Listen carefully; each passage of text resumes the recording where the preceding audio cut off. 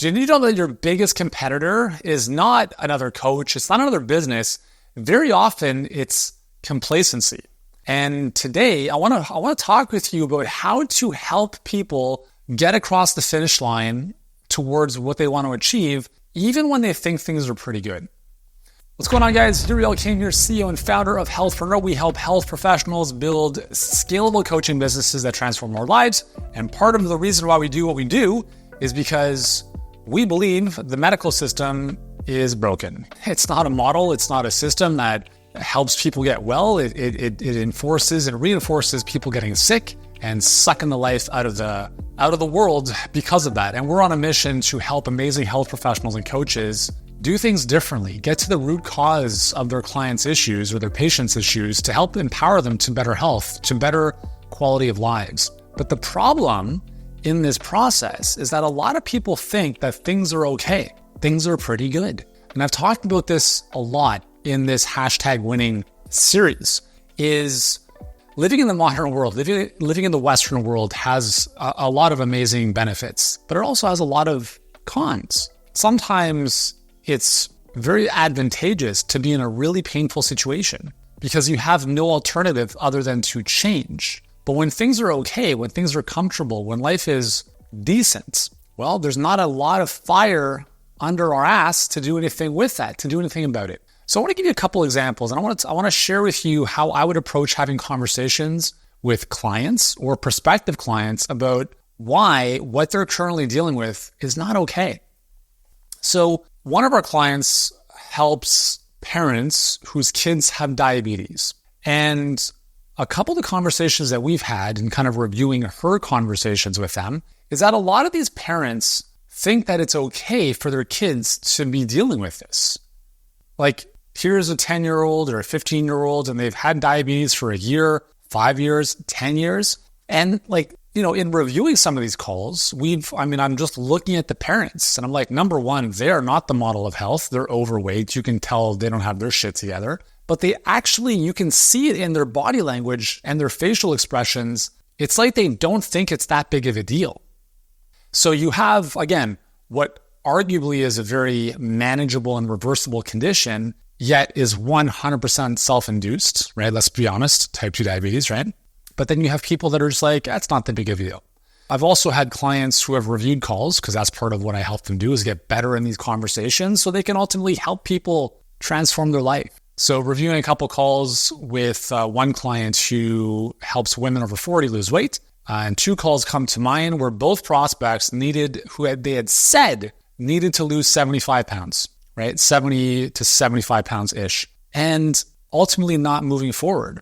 And I want to just put aside the very valid concern that some people have, which is, I don't think your solution can work, right? I don't see the value in this, which is a very valid concern and obstacle objection to deal with.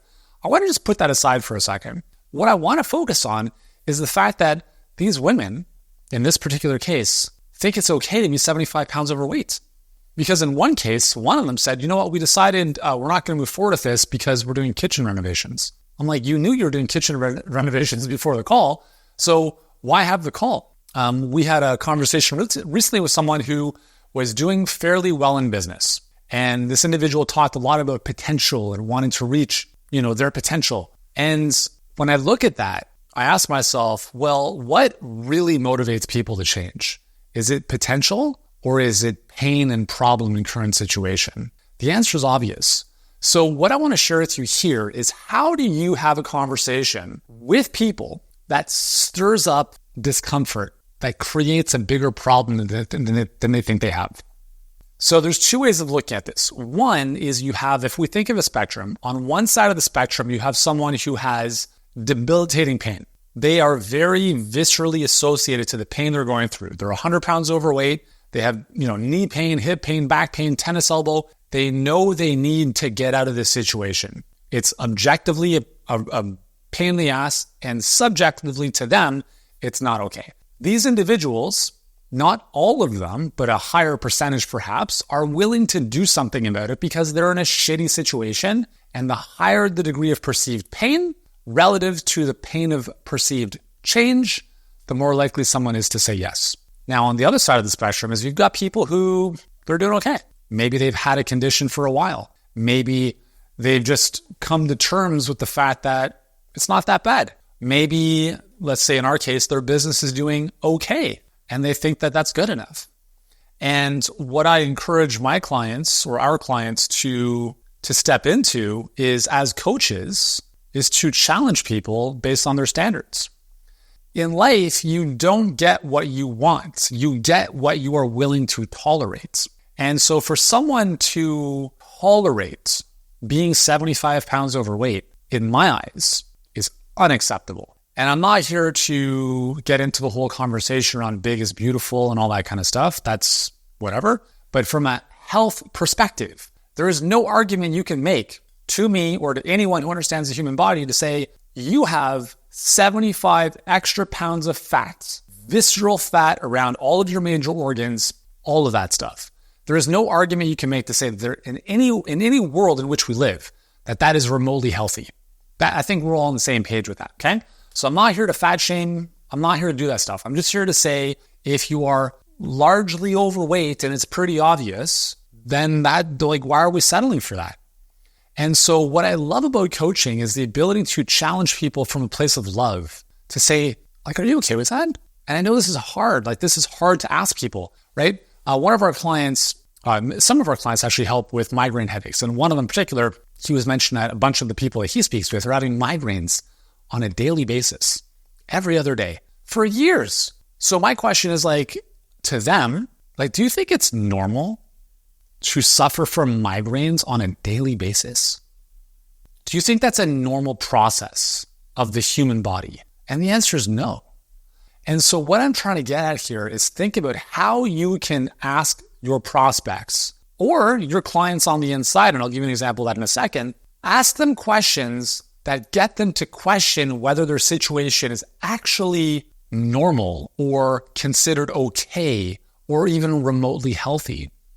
Because what that does is it changes their perception of what they're going through. I've had conversations with people doing $1 million per month in their business. And I've asked them the question how do you get up in the morning? They might be like, what are you talking about? I'm like, well, why are we talking in the first place, right? You're making $1 million a month.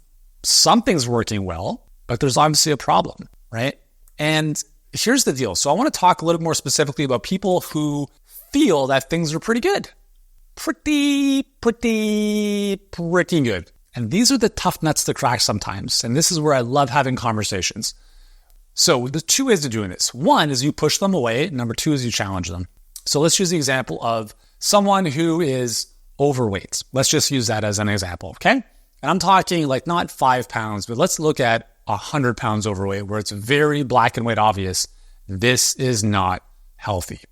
So you're 100 pounds overweight and what else have you tried in the past? How long has this been going on for? And what makes you feel that what you've been doing isn't enough? And why do you feel now is the time for you to do something about it? And they're going to say all this stuff. Now, here's the key thing I want you to pay attention to. It's not what people say, it's what they mean.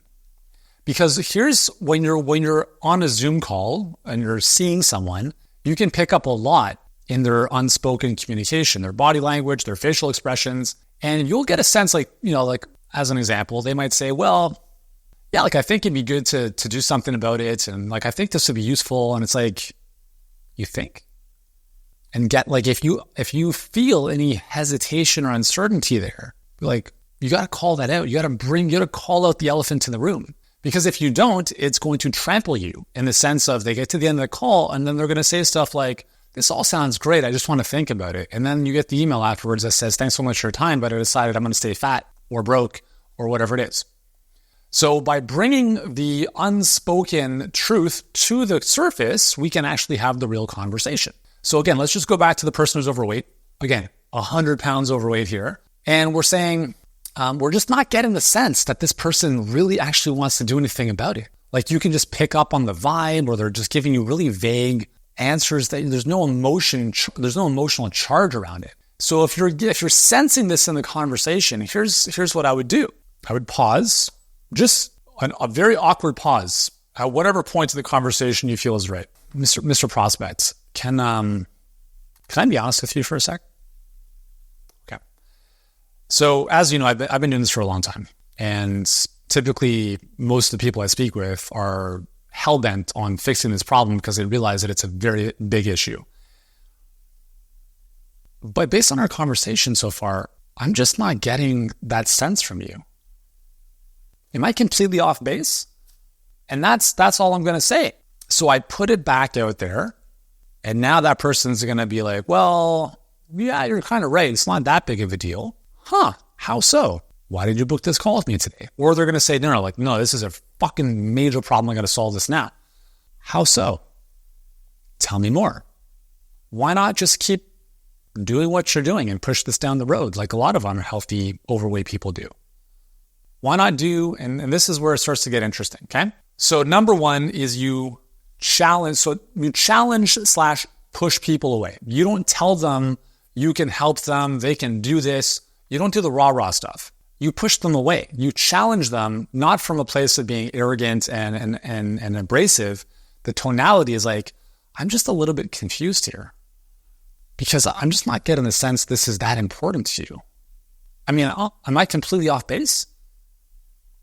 Right? So how I say that is important. How they receive that, obviously, is going to be based on the tonality that I use.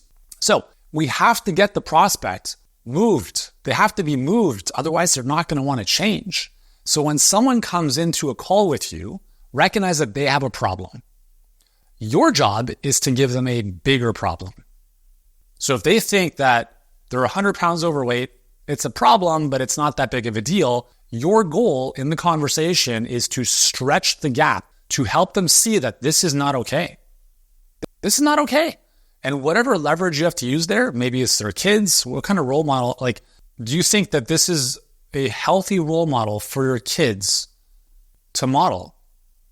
No. Do you really think your kids are going to grow up healthy and fit if their mom or dad is 100 pounds overweight? I mean, isn't that worth it enough? Isn't that alone worth it to do something about this now? So you have to find the leverage points of what's going to move someone into action, what's going to get someone to feel the pain of their current situation, no matter how good they think it is. So another way to look at this is through self-identity. I love selling through self-identity because it is the ultimate foundation upon which people take action. If you see yourself as, I was just having this conversation before I started recording this, with one of our clients who helps people with type 2 diabetes.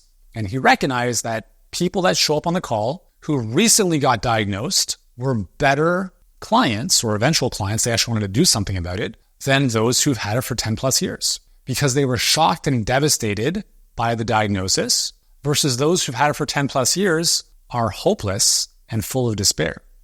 See the difference there? So if you're hopeless and full of despair, that is a certain self-identity you now have. This is me, I can't change, etc. Do you think that is going to impact your behavior? 1,000,000%. Now, if you're shocked, devastated, maybe even angry, do you think you can use that as fuel to take action and fix this once and for all? You better believe it. I think anger is an amazing emotion to use temporarily to move you into action. But hopelessness is a very bad place to live. Okay? So I'll give you an example of some of the situations that I personally see on the business front is someone comes in and we'll ask them where they want to be in their business, how things are at right now. And, they might be typically they're doing a little bit less than 10K per month. And when I hear somebody say that, I'm like, how do you live? How do you live on that? Because it's not personal take home. That's business revenue, right? Now, depending on where your business is at, there's different expenses and taxation, all that kind of stuff. But business revenue, how do you pay for the kids, for food, for the mortgage, for your car, for travel, for future plans, for anything you want to do in life? And so part of what I want to do in these conversations is I want to help someone understand that the minimum that they're currently at, so where they're at is what I would call their abundance thermostat. So this is kind of the abundance thermostat. And this can apply, when I say abundance, I mean money, health, all the good stuff, okay? So if you're a thermostat, we all have a thermostat, maximum and minimum settings. When the minimums hit, it kicks on. When the maximums hit, we kind of stay there. The maximum is what you believe is possible for you. The minimum is what you're willing to tolerate. So if someone is making $7K a month and they've been there consistently, that tells me that that is their minimum. That is what they're willing to tolerate. If it dips under 5, they'll be like, fuck this, let's go. I'm going to take action no matter what. Then they get back up to 7, they're comfortable again. And so my job is to help them see that this floor of 7K in this example is not okay. I want to raise that minimum as high as possible so they don't even leave the conversation with me thinking anything other than 25, 30, 50, whatever per month is even normal. And it's not about the money. Please understand, I'm just using this as an example, right? Think about it from the perspective of your clients. The number of migraine headaches thing, the minimum, right? Someone who's been suffering with daily migraines for years, their minimum, what they're willing to tolerate is a daily migraine. Maximum, what's possible? No migraines. So our goal is to help them see that this floor is not okay. In what world do you think it is normal for the human body to experience migraines on a daily basis? Why are you tolerating this? Raise the floor. Get them to at least believe that once every other day is manageable, is doable, is a worthy goal to work towards. So when I'm talking with people in business, I don't care where people are at because they're nowhere near where they could be. And if people are talking about their potential and how growth is so important to them, I'm like, doesn't it just eat you up inside that you're nowhere even close to that? I understand that life is good. Things are pretty good. But it's got to eat you up inside knowing that you're playing this small compared to how big you could be. And when you think of this, think of another way to look at this is Maslow's Hierarchy of Needs, right? The pyramid, then 7 stages or so. So at the bottom, we have like food, safety, shelter, right? The basics. And if I think of this, I'll just use the example of business, right? So for people that in business do okay and they meet the basics, that's a very dangerous place to live for some people. Because for some people, that's 10K a month. Their spouse works, they have no debt. It's all gravy. And then for other people, they would jump off a bridge if they were making 10K per month because their needs at the bottom are much higher, right? So it's all relative. What I'm saying is when you get to the point where things are comfortable, like you've got the basics taken care of, you're comfortable, there's another level. And I don't know if everyone is at kind of like, if everyone has the same ambition for this, but I think a lot of people do, at least for entrepreneurs, is we value growth. We value growth. And that means we value taking on challenges and becoming the best we can possibly be. So when you're speaking to someone who is a growth-oriented individual and they have things kind of in place, they've got the basics, things are okay. We challenge the self-identity. Man, that version of you that you talked about, how would they feel about how you're currently showing up? What would that version of you tell yourself in this situation? What would that version of you do now? We're making decisions from the future version of ourselves that we want to become. We can't get to where we want to go making decisions from the current or previous version of ourselves. That's only going to get us back to where we are. So I love challenging self-identity because it's the best way, I think, for people that have things doing okay, get to the next level. So for someone who's like, I really want to reach my potential, but there's not enough pain in their current situation and do anything about it, I dig the knife into you're not even close to what you're capable of. Doesn't that just fucking kill you? I mean, my personal biggest fear is getting to the end of my life and my higher self is talking to my current self and it's like, hey man, you barely scratched the surface. You slept in, you were lazy, you didn't get stuff done, you didn't spend time with the ones you love the most. I'd be like, fuck me, right? This is the knife we want to dig to growth-oriented individuals who say that becoming a better version of themselves, aside from the money or the weight loss or whatever, is important to them. Because the big growth driver, and this is very true for me, I don't care about the money I make. I mean, I love making money. It's awesome. But it's not the money. It's who I get to become in the process. So when I say healthpreneur is en route to becoming $1 billion brand, I don't need $1 billion. I don't even know if I want $1 billion. I'm like, I shouldn't say that. Sure, there's a lot of cool stuff you can do. But what drives me the most is who I get to become, the fullest version of me, and we're closer to that in the process. It's very similar to a lot of our clients, I shouldn't say a lot, but enough of our clients work with people who have it all and feel empty inside. And if you serve these types of people, this is the conversation you're going to have. Like, how much longer do you want to settle for that? How much longer is it okay for you to tolerate this feeling, this sense of boredom, this sense of like you're going through the motions and you want to fucking put a fork in your eye every day? Are you going to sit here and take that? Isn't making this change worth the future version of you, the life you want to create to become the fullest, most expressed version of yourself? That's the conversation I want to encourage you to have with your prospects, especially those that are further along and have some of the stuff figured out and that seem to be doing okay, but they're not quite there. Because remember, why would they be speaking with you if they were satisfied where they are? Even if they say they are, they still took the time to at least have a conversation which tells you there's some degree of interest, right? Like if we're hiring for a new position, I don't necessarily want to hire people who are looking for a job. I want to go find people who are currently working and employed and poach them. And in the conversation with them, I'm going to ask them, so, you have a job, things are good. Why are you entertaining this conversation right now? Because there's always a reason. Well, I'm starting to put feelers out there because I'm not really seeing eye to eye with the founder, or we have different visions for where we want to go, or I'm not seeing the growth here. There is always a reason people are speaking with you. And your goal is to help them express, and maybe for you to impose or help them see a higher standard for themselves. I had a conversation with a client the other day who is awesome, right? Like, this person is doing very well, and I can sense that they were comfortable. And I asked, and I said, what do you want to have happen by the end of the year? Like, where do you want to be? And you'll notice that this conversation on the coaching side is very similar to the front-end sales conversation. And this person said, well, my time with my family is really important, and I'm happy with the revenue I'm making, and we've got no debt and all this kind of stuff. And I'm thinking to myself, all right, so this is the scenario where someone gets and they coast, right? And they chill. And then there's less juice, there's less energy, there's less drive. And so I said, is there anything that's exciting you? Like, get that, like, you'd want to create, that you want to have, that you want to experience, something that really be like a bucket list type of thing. And they told me something, and I'm just kind of sharing it, somewhat obscure here, just to remain somewhat anonymous, because they could be listening or watching this. And I said, that's amazing. And I could see this person's eyes light up, and I'm like, this is great. And I was like, well, what would it cost to make that happen? And they told me, and it was very, very achievable. And so here's the cool thing is I said, well, why don't we reverse engineer how to make that happen? And so we looked at their critical numbers. We looked at how to reverse engineer the amount of revenue that would have to come in to make this dream a reality.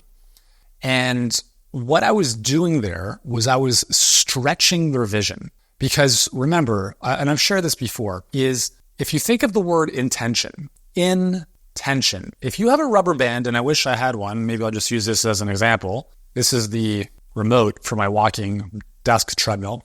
So if you have a rubber band and if I stretch this, there's a little bit of tension. But if I really stretch this, there's more tension. And if I let go, what happens?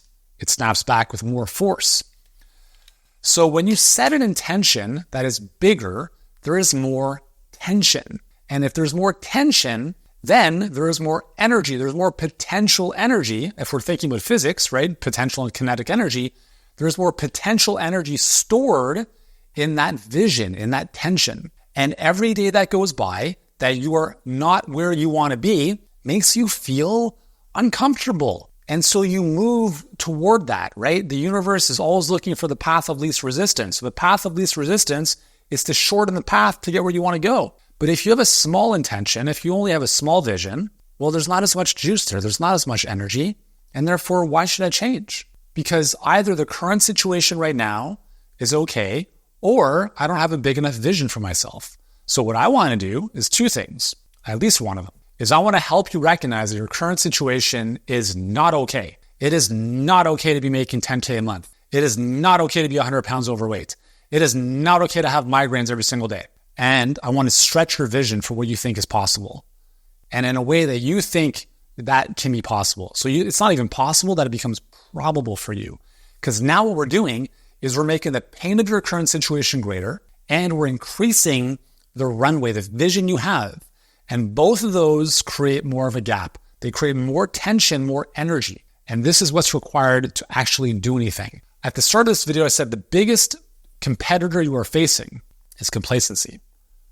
I could do a lot of different things. Why should I choose you compared to all these other options, which includes doing nothing?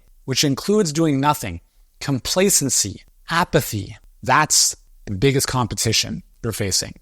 And it's something that is insidious in all of our prospects' minds because we live in a world, the Western world, where things are okay. But this is not about okay. This is called #winning, #greatness, #fullest potential, whatever you want to call it. It's the same thing. We don't coast, we don't plateau, we don't chill. I don't care if you're making $1 million a day. I will continually challenge you to go more, to go bigger. And it's not about chasing the shit. It's not about like, when is enough enough? It is never enough. It's never enough because you are an abundant being and you are here to grow. You are here to flourish and become the biggest possible version of yourself, metaphorically speaking, obviously not weight-wise. So when is enough enough? It's never enough. And I'm not talking about necessarily money because it could be, well, when we say enough, like I'm not talking about buying more cars, buying more houses, buying more watches. What if enough was growth, personal growth, the ability to lean into challenges and have hard conversations? When is enough enough? Well, why even put a cap on it? So I want you to leave this conversation hopefully understanding two things. And one, no matter where you are, you personally, it's not enough. It's not okay. Raise your standards.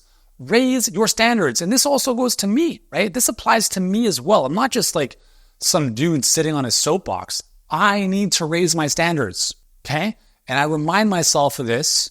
And by creating content like this, it also keeps me accountable to living in this fashion and keep growing for more, becoming more. The more you become, the more you can share. The more you share, the more everyone else wins. So if you want to impact people's lives and shine your light, you can't help a lot of people with your flashlight on dim, right? Shine it as bright as possible. Who gives a shit what people say? Well, you got, too much money already. Fuck it. I'm going to have as much as I want so I can do whatever I want with it and help a lot of people and give back to charity and do all these cool things. Do not let other people who do not have what you want, who are not where you want to be, give you any advice that you are willing to take. Do not take advice from people who are not where you want to be. I don't listen to my parents for business advice. I don't listen to my parents for financial advice because I make way more money than they do, even when they were in their prime, right? So it's not that I don't love them, but I'm not going to take advice around my business or finances from people who are not where I want to be. I'm not going to take health or fitness advice from someone who's not in better shape than where I want to be. And so I implore you, surround yourself with people who are thinking bigger because you become a reflection. The key word is a reflection. You become a reflection of the standards of the people you surround yourself with most. And if you're surrounding yourself with people who are slobs, who are overweight, who are broke, who are negative Nancy's, who have limiting beliefs, guess who else is going to start to adopt those? You are. And so it's always a choice. Who you spend your time with, the type of inputs you allow into your mind is going to determine your future. So where you are today is a reflection of all of that stuff up until now. And moving forward, one of the best ways to change your situation is to expose yourself to other situations or environments or circumstances that help you recognize how small you are playing. I don't know if you've experienced this before, but if you've ever purchased a couple different homes, you move into the new home and then you go back to the previous home where you may have lived for many years, and automatically you're like, how on earth did we live there when previously that was your dream home? And this happens to us. This happened to me. The home we're currently in, we moved here about 4 years ago. We previously lived in what we thought was our dream home for 5 years. At the time, it was amazing. It was so good. And then we moved here. And I remember in the move, we went back a few times to grab some stuff. And every time we went back, I'm like, how did we do it? How do we live here? Even though it's a great house. And to be honest, this house, we might find the same down the road.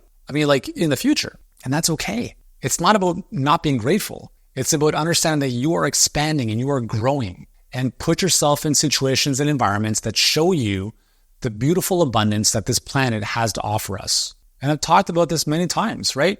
Stay in a nicer hotel, upgrade your flights, do what you got to do, like obviously within the means that you have financially. And just understand that you deserve so much more. Don't settle for where you are, no matter where you are.